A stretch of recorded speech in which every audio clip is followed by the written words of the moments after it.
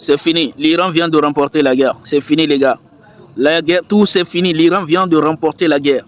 Le vice-président du Parlement iranien déclare que l'Iran ne reviendra pas au stade d'avant la guerre dans le détroit d'Ormuz. À partir de maintenant, le détroit d'Ormuz est la propriété des Iraniens. Tu passes, tu payes. C'est la seule condition. Les Iraniens viennent de remporter la guerre. Et même, ils imposent leurs exigences aux États-Unis. Nous sommes sur Agence France Presse qui nous dit l'Iran a mis dimanche les États-Unis au défi de choisir entre une opération militaire impossible ou un mauvais accord. Il n'y a que deux conditions que les Iraniens donnent aux Américains. Soit vous acceptez les conditions que nous vous donnons pour un cessez-le-feu, soit vous revenez sur le champ de bataille, on va régler ça. Et ça, c'est simplement ça, c'est tout. L'Iran a mis dimanche les États-Unis au défi de choisir entre une opération militaire impossible ou un mauvais accord après que Donald Trump a averti qu'il risquait de ne pas accepter de nouvelles propositions de règlement à Téhéran. C'est fini. Les Iraniens viennent de remporter la guerre. Ils imposent leurs exigences. C'est fini. Les Américains vont regretter tout ce qui vous reste. Selon Ahmed Khouzei, consultant politique, l'Iran dispose des capacités techniques pour endommager les câbles sous-marins du Golfe. L'Iran n'a pas joué toutes ses cartes dans cette guerre. L'Iran a énormément de cartes à jouer qui mettront non seulement les Américains, mais l'Iran a la capacité de mettre tout le monde à genoux. Et oui, là nous sommes sur I24 News. L'Iran nous parle des câbles sous-marins. Vous savez, toute la connexion que nous utilisons, les réseaux sociaux que nous regardons, tout ça c'est grâce aux câbles sous-marins. Et la majorité passe également par le détroit d'Ormuz, c'est-à-dire que les câbles sous-marins, partout, tout autour de l'Afrique, tout autour du monde, il y a des câbles sous-marins au-dessus de la mer. Et l'Iran dit ça aussi, c'est l'une de ses cartes. Il a la capacité de couper tous les câbles. Donc ça veut dire que l'Iran, c'est un pays qu'on ne peut pas mettre à genoux. Il a tellement d'atouts stratégiques que personne ne peut lui mettre à genoux, tout simplement. L'Iran, c'est impossible. C'est des stratèges de guerre, les gars. Nous sommes encore sur BFM qui nous dit l'Iran... Pour les gardiens de la révolution, Washington n'a pas le choix.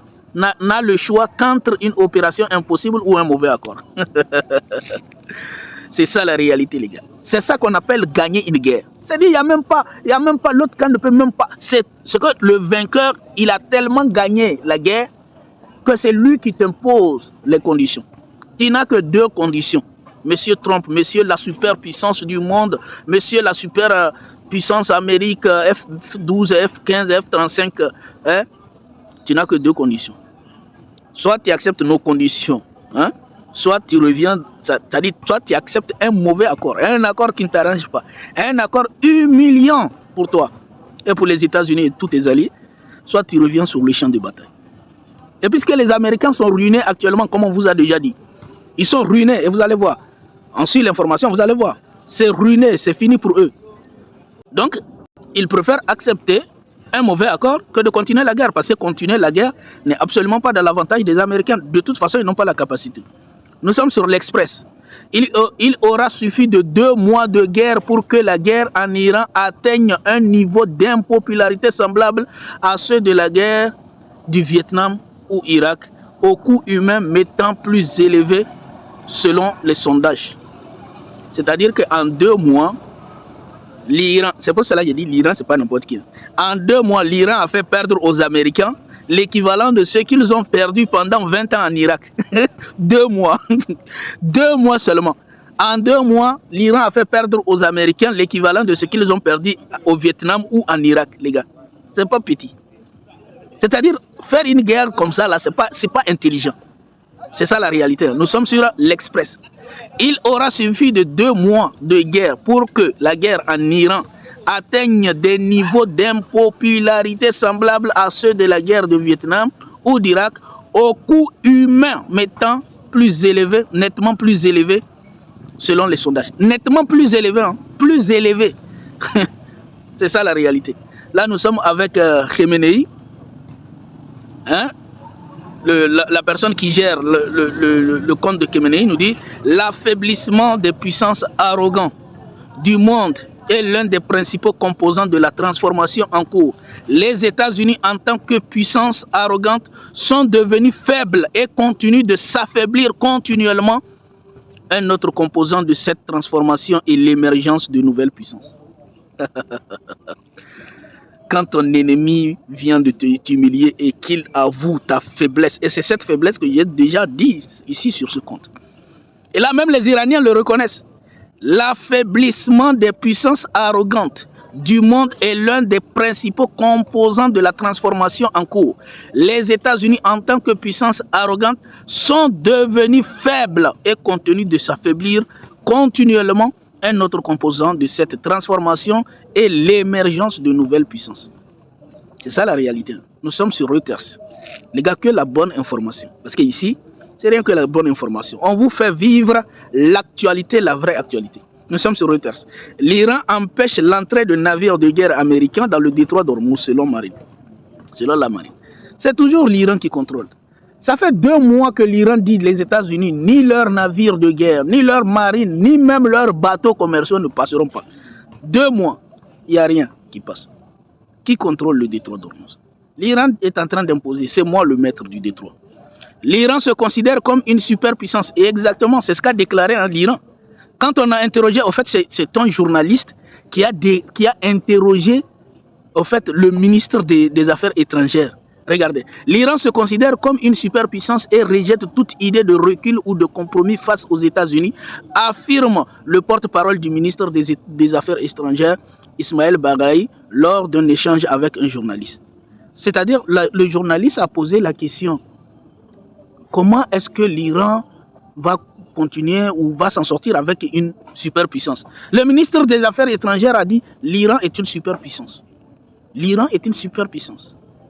Et c'est ça, nous venons de voir même le compte qui vient de dire les États-Unis sont devenus faibles.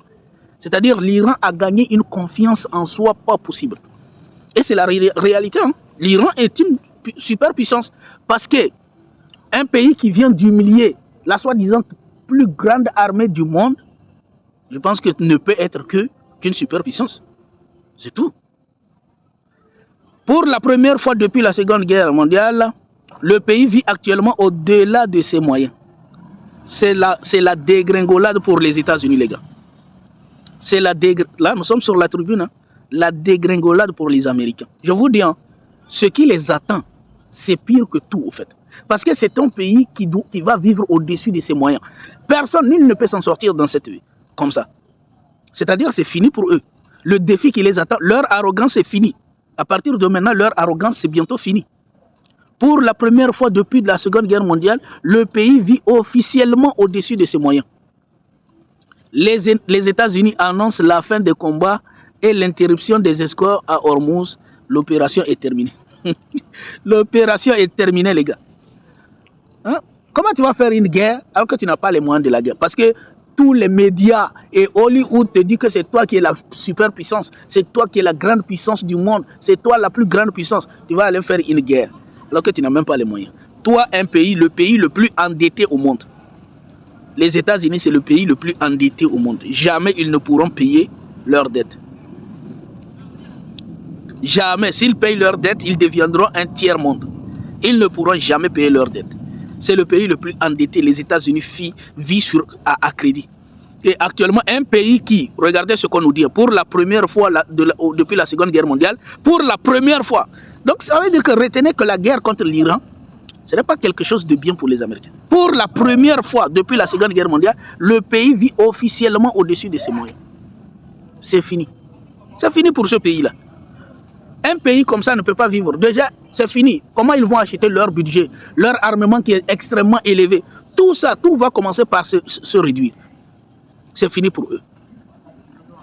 Les États-Unis annoncent la fin de la guerre.